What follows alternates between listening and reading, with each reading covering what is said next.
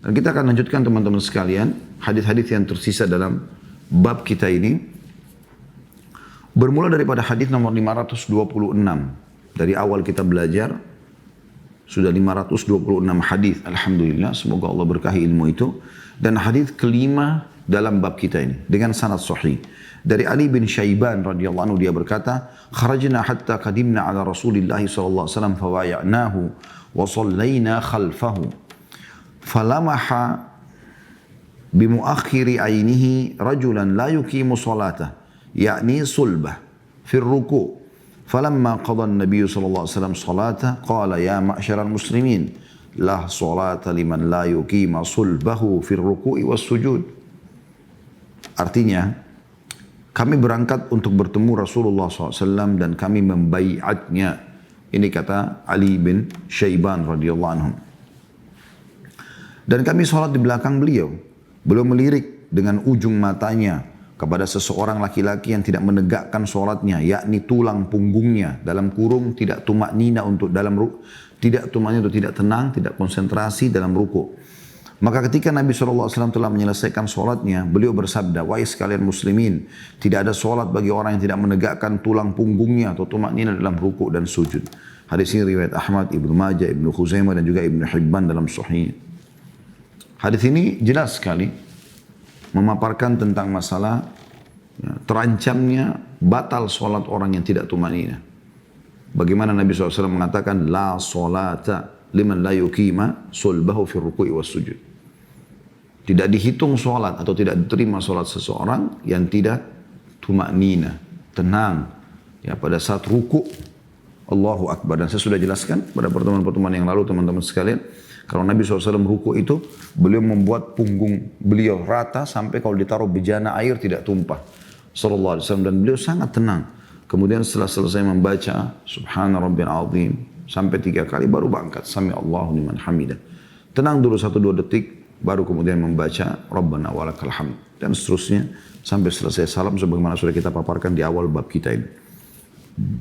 Kemudian yang kedua, pelajaran yang diambil, bagaimana imam punya kewajiban untuk memperhatikan makmumnya, dan sudah kita jelaskan beberapa riwayat sebelumnya bagaimana baginda Nabi sallallahu alaihi wasallam itu mengatur para sahabat seperti mengatur anak panah yang akan dilepaskan dari busurnya. Sampai-sampai Nabi SAW memegang ya, dada dan pundak-pundak para sahabat sambil memerintahkan, luruskan, rapatkan. Saking pentingnya untuk mengatur saf tersebut. Ya, walaupun saya sudah jelaskan pada pertemuan yang lalu juga, di masa pandemi sekarang memang masih ada jarak. Tapi di hari-hari normal diusahakan tidak ada jarak sama sekali antara seorang musolli dengan musolli di sebelahnya. Kemudian selanjutnya hadis nomor 527 urutan 6 dalam bab kita, Hasan Sahih. Dari Talq bin Abi Hanafi radhiyallahu anhu dia berkata, Rasulullah SAW bersabda, "La yanzurullahu ila salati 'abdin la yuqimu fiha sulbahu baina ruku'iha wa sujudiha." Allah tidak akan melihat kepada salat seorang hamba yang di dalamnya dia tidak menegakkan tulang punggungnya atau dalam kurung tumaknina di antara ruku' dan sujud-sujudnya. Hadis ini sama manfaat atau faedah yang bisa kita ambil dari hadis yang sebelumnya tentang bagaimana tidak diterimanya sholat seseorang yang tidak tumaknina. Ya. Karena di sini lafaz lainnya, kalau yang sebelumnya la sholat, tidak ada sholat. Kalau di sini la yanzurullah, Allah tidak akan melihat, tidak akan menilai sholat seseorang yang terburu-buru. Ingat juga riwayat yang pernah kami sampaikan teman-teman sekalian, ada orang kata Nabi SAW yang tidak terima pahala sholatnya kecuali setengahnya, ada yang tidak terima kecuali 1/4, ada yang tidak terima kecuali 1/3. Dan ada yang tidak terima kecuali 1/10, dan ada yang tidak terima kecuali seperti baju yang kotor, yang kusut lalu dilemparkan ke wajahnya. Oleh karena itu hati-hati. Jangan sia-siakan. Ingat, kesempatan untuk mengulangi sholat yang sudah Anda lakukan, itu sangat kecil kemungkinan. Harus ada udzur syar'inya. Seperti kasus Anda batal wudhu misalnya, atau Anda sholat belum masuk waktunya, gitu kan. Atau Anda tidak menutup aurat, misalnya. Tapi kalau Anda penuhi syarat-syarat sholat, masuk waktu, tutup aurat, menghadap kiblat dan segala macam, maka tentu saja teman-teman sekalian, kalau Anda tidak khusyuk, tidak konsentrasi, Berkurang sekali pahala tersebut. Dan Anda tidak bisa mengulanginya karena mengatakan, oh tadi saya kurang konsentrasi. Ya. Jadi harusnya diperhatikan baik-baik. Hadis selanjutnya 528 dari awal kita belajar dan urutan 7 dalam bab kita ini dengan sanad hasan dari Abu Abdillah Al-Asy'ari. Dia berkata radhiyallahu anhu, anna Rasulullah SAW ra'a rajulan la yutimmu ruku'ahu yankuru fi sujudi wa huwa yusalli. فقال رسول الله صلى الله عليه وسلم لو مات هذا على حاله هذه مات على غير ملة محمد صلى الله عليه وسلم ثم قال رسول الله صلى الله عليه وسلم مثل الذي لا يتم ركوعه وينكر في سجوده مثل الجاع يأكل التمرة والتمرتين لا يغنيان عنه شيئا. Rasulullah SAW pernah melihat seorang laki-laki tidak menyempurnakan rukuknya dan mematuk atau dalam kurung sangat cepat dalam sujudnya. Sementara dia sholat. Maka Rasulullah SAW bersabda, seandainya orang ini mati dalam keadaannya seperti ini, niscaya dia mati tidak di atas ajaran Muhammad SAW. Kemudian beliau SAW bersabda, perumpamaan orang yang tidak menyempurnakan rukuknya dan mematuk atau sangat cepat dalam sujudnya adalah seperti orang yang lapar lalu makan 1 atau 2 biji kurma yang sama sekali tidak mengenyangkannya. Hadis ini riwayat Tabarani dalam Mu'jamul Kabir. Hadis ini masih sama karena di bab yang sama tentang masalah wajibnya tumakninah dan khusyuk. Maka mutiara yang bisa kita ambil bagaimana kewajiban imam memperhatikan makmumnya seperti tadi sebelumnya. Di sini Nabi SAW mengajarkan kepada imam harus menegur makmumnya kalau ada safnya yang tidak rapat dan segala macam, terutama sebelum takbiratul ihram. Setelah sholat, setelah salam disampaikan padanya tadi ada orang yang sholat safnya di belakang sana atau tidak rapi, juga dia masih punya kewajiban untuk menyampaikan. Yang kedua adalah bagaimana hadis ini luar biasa menguatkan hadis-hadis yang sebelumnya tentang ancaman yang sangat berat bagi orang yang tidak tumakninah. Jadi bukan hanya sekedar Anda tidak dapat pahala, tapi bisa saja ya dia berdosa karena dia meninggalkan ajaran Nabi SAW. Tadi sebelumnya tidak diterima oleh Allah Subhanahu Wa Taala. Bisa saja berbau dosa ini semua karena memang dia melanggar apa yang diajurkan dan diwajibkan oleh Nabi SAW, yaitu tumakninah dalam sholat.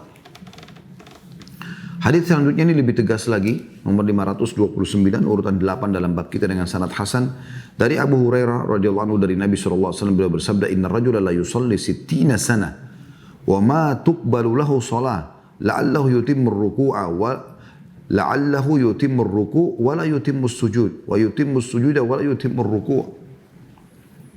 Ini hadis hasan, artinya hadis yang bisa diterima. Apa kata Nabi SAW? Sungguhnya seseorang laki-laki melakukan sholat selama 60 tahun. Dan tidak satu pun sholatnya diterima. Bisa jadi karena dia menyempurnakan ruku, tapi tidak menyempurnakan sujud. Atau dia menyempurnakan sujud, tapi tidak menyempurnakan ruku. Diriwayatkan oleh Abu Qasim Al-Asbahani dan dihasankan oleh Syekh Albani. Riwayat ini teman-teman memiliki makna yang luar biasa. Gitu. Bagaimana Nabi SAW memastikan, dan mungkin banyak di antara kita seperti itu. Mungkin kita bisa muhasabah, introspeksi diri. Selama ini kalau kita sholat sudah khusyuk atau belum. Jadi seperti kita membuang-buang waktu, energi, karena kita hanya melakukannya seperti sebuah rutinitas, beban, kewajiban. Bukan karena memang merasa butuh. Padahal sholat itu kita yang butuh. Bukankah Anda kalau punya hajat, Anda datang ke atasan Anda di perusahaan, untuk menyampaikannya Anda yang punya hajat. Begitu kalau Anda sholat, Anda sedang menghadap kepada Allah, memohon dengan doa dan zikir, minta agar diampuni dosa. Anda baca di antara dua sujud kan. Rabbi ghafirli warhamni wajburni wa'afini wa'fu anni. Banyak-banyak riwayat berhubungan dengan sini. Ya Allah ampuni aku, rahmati aku, penuhi kebutuhanku. Dan segala macam hal yang kita minta. Jadi banyak yang kita minta sebenarnya kepada Allah Subhanahu Wa Taala. Di Al-Fatihah, Ihdinas siratal mustaqim, tunjukkan kami jalannya lurus, siratal ladzina an'amta alaihim, jalan orang-orang yang kau berikan petunjuk, ghairil maghdubi alaihim waladdallin, amin. Bukan orang-orang yang kau murkahi Yahudi dan bukan juga orang-orang yang sesat Nasrani. Lalu kita mengatakan amin. Ada doa. Jadi sebenarnya kita yang sedang butuh. Jangan pernah merasa Allah membutuhkan ibadah itu. Tanamkan itu dalam diri kita teman-teman supaya kita selalu mau khusyuk. Kita tidak akan memberikan celah buat syaitan untuk selalu mencuri kesempatan itu. Karena sia-sia. Usahakan setiap kali mau kerjakan ibadah, Anda harus betul-betul konsentrasi sebelumnya, berdoa kepada Allah SWT supaya dimudahkan bisa menyempurnakan, lalu setelah selesai ibadah pun baca Rabbana taqabbal minna. Kalau anda tidak hafal, anda bisa bilang dalam bahasa Indonesia, ya Allah terimalah amal ibadah ini. Nabi Ibrahim dan Nabi Ismail alaihi wassalatu wassalam setelah membangun Ka'bah, perintah dari Allah Subhanahu wa taala, apa mereka bilang? Rabbana taqabbal minna innaka antas samiul alim. Ya Allah terimalah ini sebagai amal dari kami. Sesungguhnya Kau Maha mendengar dan Maha mengetahui. Jadi para salafus saleh itu pun seperti menjelang Ramadan sekarang, mereka setelah Ramadan ya, selama 6 bulan memohon kepada Allah agar amal soleh mereka di Ramadan diterima. 6 bulan ke depannya sampai Ramadan yang akan datang, ya kita sekarang ini menjelang Ramadan beberapa hari lagi insya Allah, itu mereka memohon agar disampaikan di Ramadan. Selalu lakukan itu. Karena kalau tidak sia-sia, sayang sekali. Anda mau baca Quran, Anda mau sholat, Anda mau sedekah, Anda mau berzikir, Anda mau berdoa, selalu sampaikan kepada Allah di awalnya supaya Allah terima amalan itu. Kemudian Anda mulai beramal. Ya. Minta agar Allah ikhlaskan, niatkan, supaya jangan sia-sia waktunya, sayang sekali. Ya. Selanjutnya hadis nomor 530 dan urutan 9 dalam bab kita sahih mauquf. Maksudnya hanya sampai pada para sahabat saja kalau mauquf ya. Dari Bilal radhiyallahu anhu, beliau berkata, "Annahu absara rajulan la yutimmu ruku'a wala sujud, faqala law mata hadha la mata ala ghairi millati Muhammad sallallahu alaihi wasallam." Bahwasanya dia melihat seorang laki-laki yang tidak menyempurnakan ruku dan tidak pula sujudnya. Maka dia berkata, kalau orang ini mati, maka dia mati tidak di atas ajaran Muhammad sallallahu alaihi wasallam. Diriwayatkan Tabarani dan rawi-rawinya semuanya thiqah atau terpercaya. Kembali lagi ke masalah tumaknina, masalah kekhusyuan. Riwayat ini menguatkan dan memastikan riwayat-riwayat sebelumnya. Bagaimana Nabi SAW memastikan ada orang yang sholat rutin dia jaga terus 60 tahun tapi nggak diterima. Rukuknya sempurna tapi pada saat sujud Allah Akbar bangun. Atau dia ruku asar ruku Allah Akbar sami Allah rahminah. Sujudnya mungkin lama tapi ruku dia tidak kasih. Sudah cukup Allah tidak terima salat tersebut. Tidak bisa kita main-main soal ini. Dari takbiratul ihram sampai salam semuanya diisi dengan tumaknina. Tenang. Sebab kita belajar kesempatan teman-teman untuk diterapkan poin ini. Supaya jangan sia-sia umur kita itu. Ajarkan konsentrasi ini kepada teman-teman kita, kepada keturunan kita, kepada pasangan kita, dan untuk diri kita sendiri. Biasakan itu. Karena kalau tidak pahami baik-baik, sia-sia, tidak diterima. Anda buang-buang energi dan buang waktu saja. Dan sayang, yang tadinya mungkin kalau Anda konsentrasi sedikit saja, Anda tekankan diri Anda tanamkan dalam diri Anda ini penting dan ini kewajiban dalam sholat, sehingga saya bisa panen pahalanya hari kiamat dan meninggikan derajat saya, maka Anda bisa khusyuk dalam sholat tersebut. Begitu juga riwayat setelahnya. 531 urutan 10 dalam bab kita Hasan di ghairihi. Menjadi Hasan karena dikuatkan oleh riwayat-riwayat yang lain.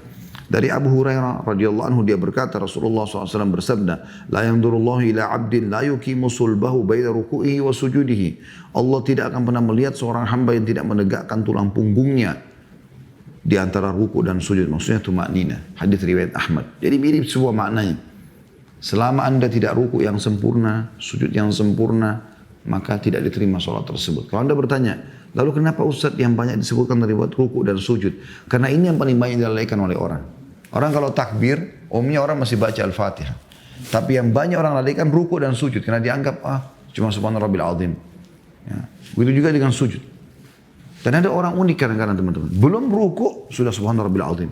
Mungkin 3 kali dia baca, yang satu dia baca pada saat kepalanya belum ruku. Satu dibaca pada saat dia ruku, satu dibaca pada saat dia berdiri. Ini gimana caranya? Tidak ada hubungannya antara bacaan ruku dengan baru mau ruku.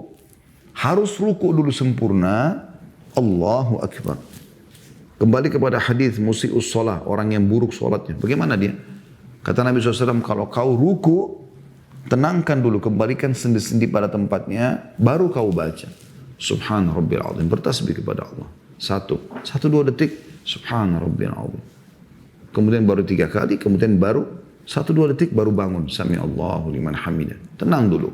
1-2 detik baru Rabbana walakal hamd. Mil'us samawat wa mil'ul ard mil'u ma syi'ta min syai'in ba'd. Sudah tenang. Ada banyak tambahan yang lain yang kita sudah pelajari sebelumnya. Yang hamdan kathiran tayyiban mubarakan fi. Ada juga riwayat yang mengatakan di Rabbil hamd, di Rabbil hamd. Kita banyak kita baca-baca. Ada riwayat yang mengatakan Allahumma la mani lima a'taita wa la muti lima manat wa la yanfa'u dzal jaddu minkal jadd. Kalau kita bisa sempurnakan sangat bagus. Lalu sujud. Pada saat sujud, letakkan dulu semua anggota tubuh, 7 anggota tubuh ya. Dahi dan hidung 1, 2 telapak tangan, 2 dan 3, 2 lutut, 4 dan 5, dan 2 telapak kaki, 6 dan 7. Dan ini telapak kaki harus dirapatkan dan juga diikutkan sujud jari-jarinya. Serta dilarang kita sujud seperti hewan yang sedang duduk, binatang buas ya, meletakkan siku di tanah. Dan sudah kita jelaskan pada pertemuan yang lalu. Sedikit dijarakkan antara siku dengan tulang rusuk. Baru kita baca. Subhana rabbiyal a'la. 1 2 detik baru kita ulangi. Subhana rabbiyal a'la. Begitu sampai 3 kali. Tenang dulu, tenang. Ya. Jangan buru-buru. Jadikan sholat itu adalah sesuatu yang paling penting dalam hidup anda. Karena kata Nabi SAW, awal amal yang dihisab hari kiamat adalah sholat. Kalau dia berhasil lolos, beruntunglah dia, orang itu. Riwayat lain akan membantu amal-amal yang lain. Kalau dia buruk, maka celakalah dia. Riwayat lain akan mengganggu amal-amal yang lain. Jangan main-main soal sholat. Sayang sekali. Kalau umur anda 30 tahun saja, anda balik umur 15 tahun misalnya, 15 tahun anda sia-siakan waktu sholat itu. Sayang sekali. Yang semestinya bisa menambah derajat kita di surga. Fasilitasnya sangat luar biasa. Apa kata Nabi SAW tentang surga? Orang ahli surga yang paling rendah derajatnya, yang paling rendah derajatnya, paling sedikit amalnya, memiliki 10.000 pelayan. Yang satu pelayannya membawa 2 nampan. Yang dia akan makan dari nampan pertama sampai nampan terakhir.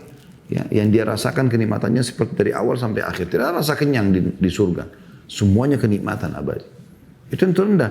Bagaimana anda tidak tergoyah hatinya dengan riwayat seperti ini untuk meraih derajat yang tinggi dengan misalnya memberikan hak ibadah-ibadah yang anda lakukan. Toh juga Allah tidak bebankan.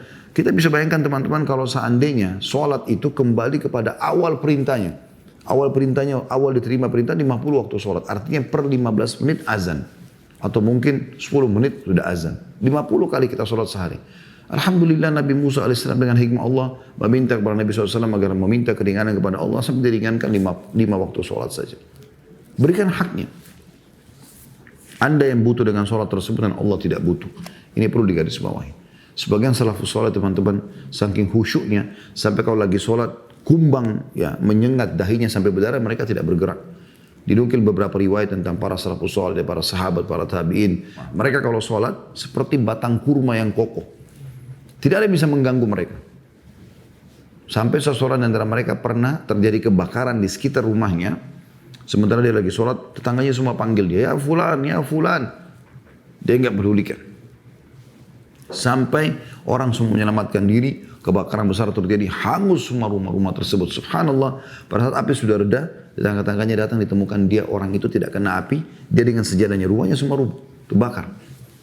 Lalu kemudian orang pada tanya, kenapa kau tidak selamatkan diri? Dia bilang pada saat saya dengar suara panggilan kalian dan saya merasakan panasnya api. Saya kebayang tentang panasnya neraka. Saya kebayang dan saya lebih konsentrasi dalam sholat. Sehingga bagi saya api ini jadi kecil. Kuasa Allah SWT. Begitu mereka luar biasa. Sampai ada seseorang di antara mereka kalau sholat. Dia walaupun di tengah hutan teman-teman sekalian.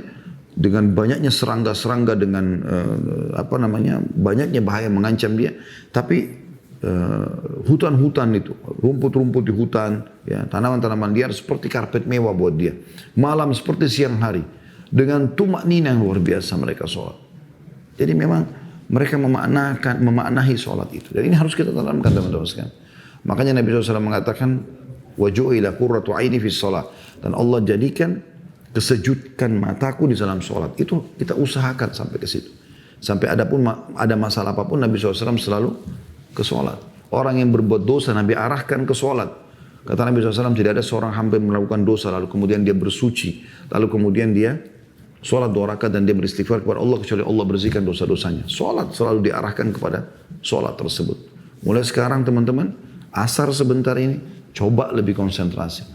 Minta kepada Allah sebelum sholat agar diberikan kehusyuan. Istighfar kalau masih ada dosa, lalu kemudian mulai nikmati semua gerakan dan bacaan, pastikan semua ada pahalanya, dan jangan sia-siakan waktu Anda karena itu semua ya tidak bisa diulangi lagi.